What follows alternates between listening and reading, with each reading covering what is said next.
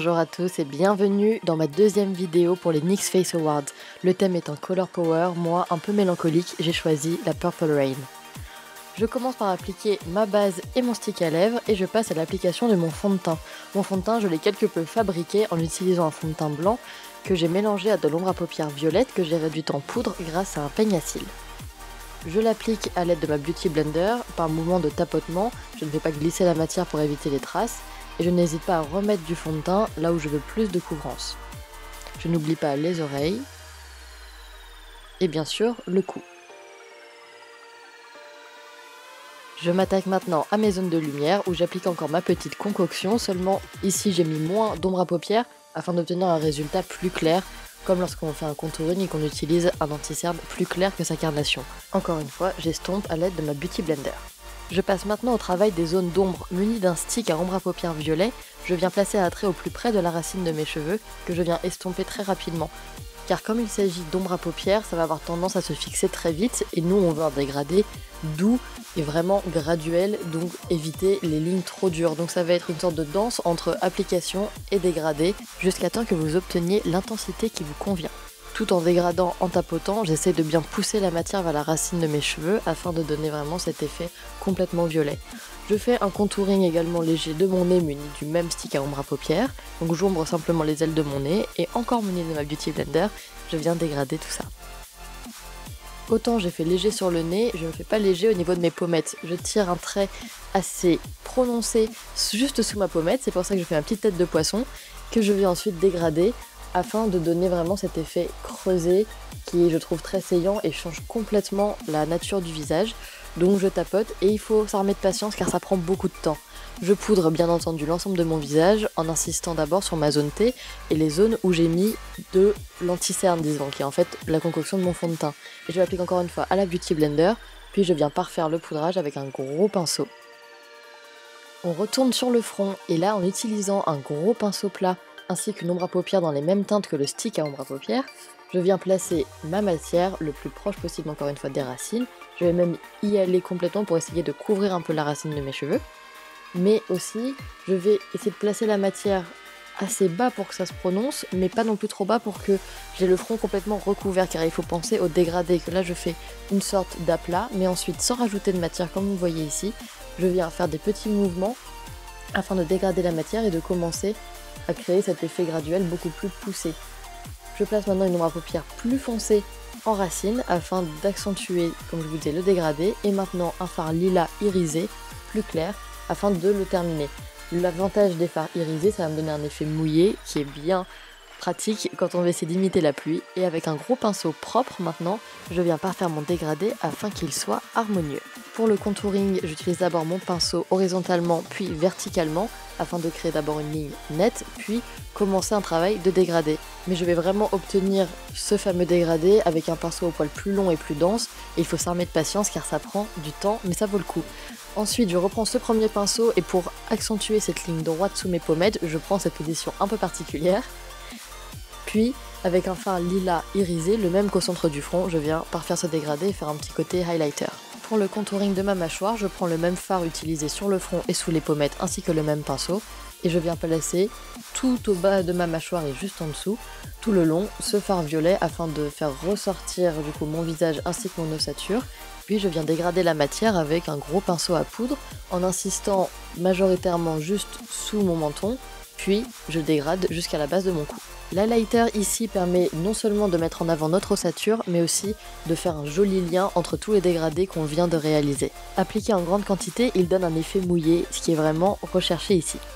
Pour les sourcils, j'applique un mascara violet avec une pression extrêmement légère pour ne pas tacher ma peau en dessous et je brosse mes sourcils vers le haut.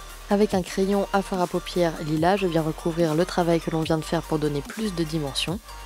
Puis, avec le stick plus foncé, je viens recouvrir la queue de mon sourcil pour donner cet effet également de dégradé.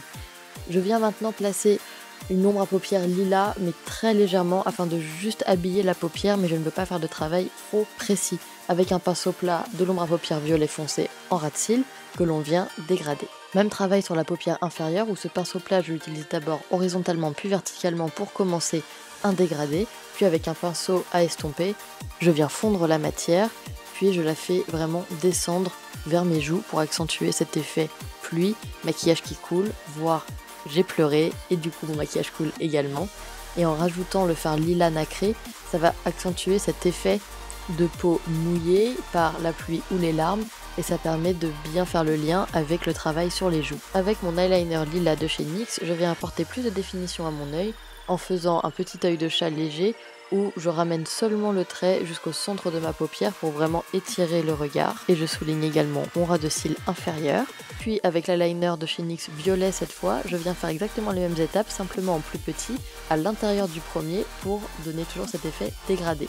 Je repasse une légère couche de mon ombre à paupières lilas pour plus de définition sur mon œil et pas donner l'impression de paupières nues. J'applique le fard à paupières mauve irisé dans le coin interne ainsi que sur l'arcade du sourcil pour apporter des points de lumière. Avec un crayon jumbo violet irisé, je viens accentuer cet effet de maquillage qui coule en commençant par la racine des cils inférieurs puis en descendant légèrement vers les joues. Application de col violet dans la muqueuse. Puis, avec un eyeliner violet pailleté, je viens accentuer encore une fois cet effet de pluie d'étoiles, pluie tout court ou larmes. Je mets le plus d'intensité en racine, puis je tapote au doigt afin de répartir la matière.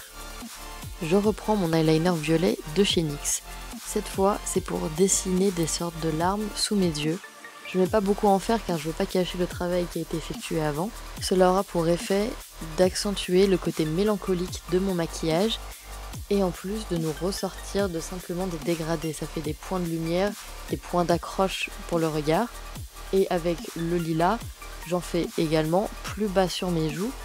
Et pourquoi j'ai fait le choix du violet puis du lilas, c'est toujours dans le même esprit de dégradé avec les couleurs les plus foncées vers le haut et plus l'on descend, plus les couleurs s'éclaircissent. Libre à vous de choisir leur emplacement.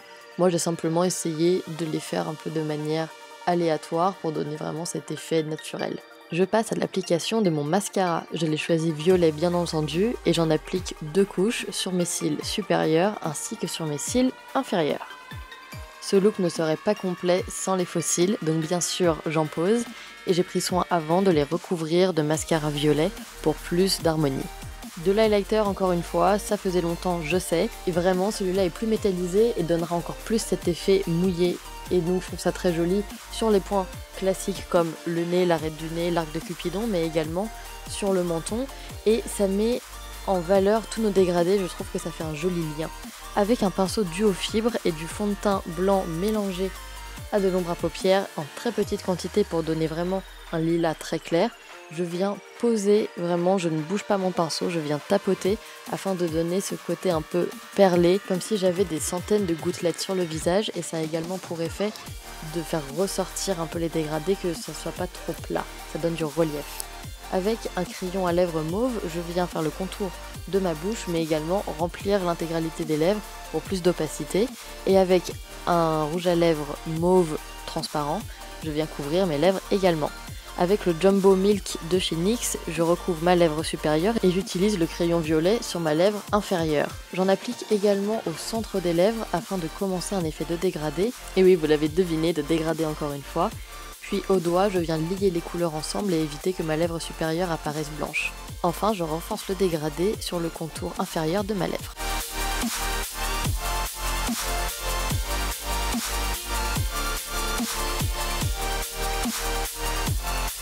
Et non, le tuto n'est pas terminé, on passe à l'application de l'huile de ricin mélangée avec de l'ombre à paupières.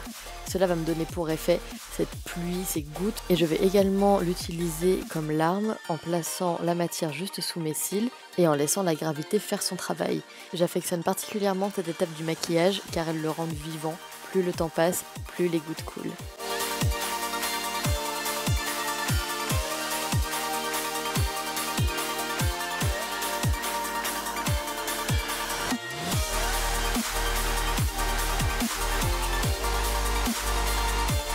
Avec ou sans goutte, j'espère que ce look de mon Purple Rain vous a plu.